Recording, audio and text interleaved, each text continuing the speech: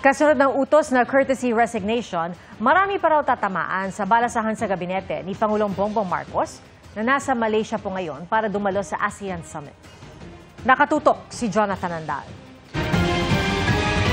4 na miyembro na ng gabinete ang sinibak o inilipat ng pwesto kasunod ng utos na mass courtesy resignation ni Pangulong Bongbong Marcos. Wala pang nadagdag dyan, pero sabi ni Executive Secretary Lucas Bersamin, marami pang tatamaan dahil tuloy pa ang evaluation. Ang memo ko, yung cabinet, yung presidential appointees at saka heads of agencies. Proseso yan. Hindi ba pwedeng lump sum na maghusga ka sa kanila. Sabi ni Bersamin, inuunang silipin ng Pangulo ang trabaho ng mga ahensyang may direktang serbisyo sa taong bayan. Meron kasing mga opisina na hindi masyadong involved sa daily life ng tao. No? They're just the research groups, mga gano'n.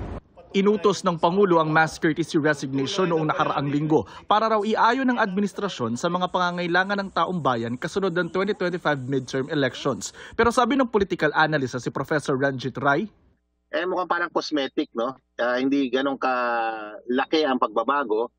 Karamihan ng mga tao na pinalitan sa top management lang, wala naman mga undersecretary talagang pinalitan. Sana hindi formal lang, sana totoong talagang reshuffle at saka pagpapalit ng mga tao in certain institution. Pero higit sa tao, dapat daw reforma sa mga kagawaran ng pagtuunan ng Pangulo. Kahit pagbalasa ka ng tao, kung yung mga balakid na institutional, nandyan pa rin.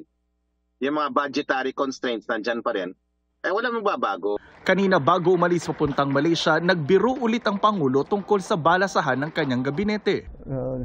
Very measured numbers of the cabinet that are here this afternoon.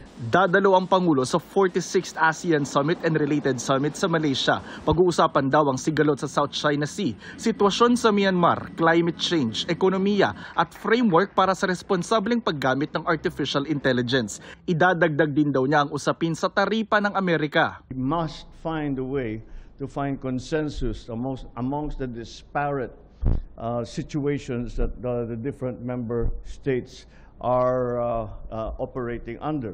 Habang wala ang Pangulo, magsisilbing caretaker ng bansa sina Executive Secretary Lucas Bersamin, Justice Secretary Jesus Crispin Boying Remulla at Agrarian Reform Secretary Conrado Estrella III. Para sa GMA Integrated News, Jonathan Andal, nakatutok, 24 oras.